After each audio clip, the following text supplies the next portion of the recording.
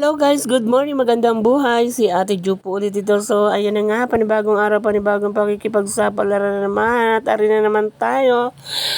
Panibagong kilos na naman ang buhay ni Ate Jo at ni Kuya Lito. At syempre, ayan na nga, umaga na naman, iisipin na lamang natin ng araw-araw naming pang-ulam guys. At ayan na nga, naisipan ko na naman pumunta sa aming farm. No? Joke lang. Sa gulayan ng aking bayaw. At ayan na nga, syempre, ayan ang aking mahiwagang kulay, pink na timba. So, ibig sabihin niya, pag dala-dala ko yan guys, alam nyo na, mangunguha ako ng talbos ng kamote. At naisipan ko ngayon, kami ay magluto ng talbos ng kamote na sasabawan kong lalagyan ko ng sardinas. Panamang-panama na yan sa aming tanghalian guys. So ayan, nangunguha na si Ate Jo guys. Tingnan nyo naman.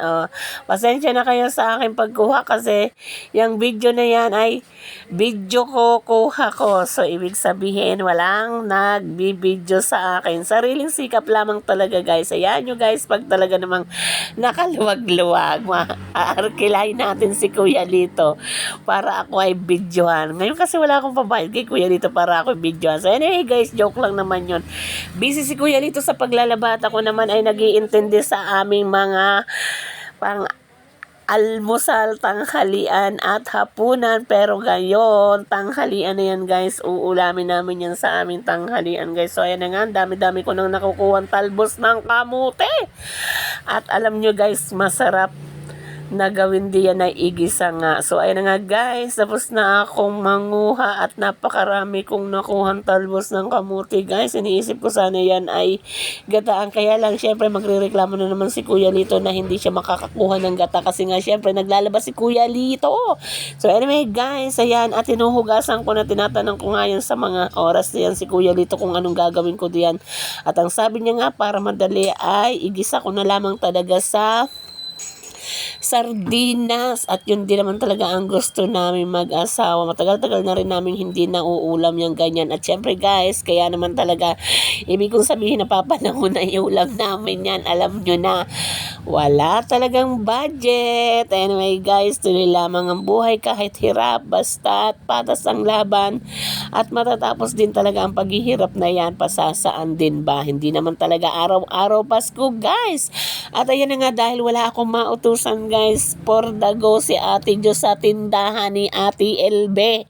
Pupunta ako diyan sa tindahan para bumili ng sardinas, ng ano pa mga guys ang ilalagay ko diyan. Ayan na nga guys, basta yan ang pera kong bibili ko kay LB guys.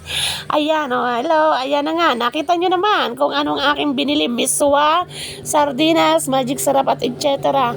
So ayan na nga guys, pauwi na naman ako niyan after niyan na nabili ko yung sardinas na yan na pangsahog sa aming ulam.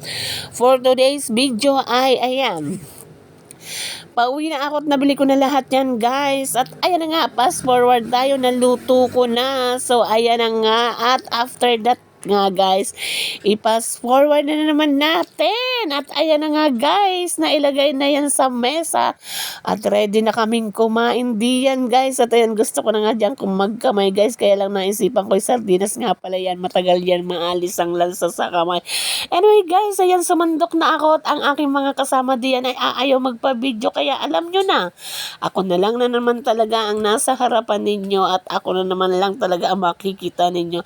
Sa mga oras na yan, mayroong magsha-shopping na nagtatanong kung nasaan daw ang bahay ng isang kabarangay namin, at ang sabi ko diyan ay naroon sa dulo-dulo. Ang sa pagkakasabi pa nga niya ng apelyido ay hindi ko natuwa ako kasi mali-mali ang kanyang pagkakasabi. So anyway guys, ayan, kain na tayo. At ang sabi ko nga sa kanya, ulitin mo ang pagsasalita ng apelyido. Pinaulit-ulit ko talaga sa kanya hanggang sa natutunan niya kung ano talaga yung apelyidong inahanap niya.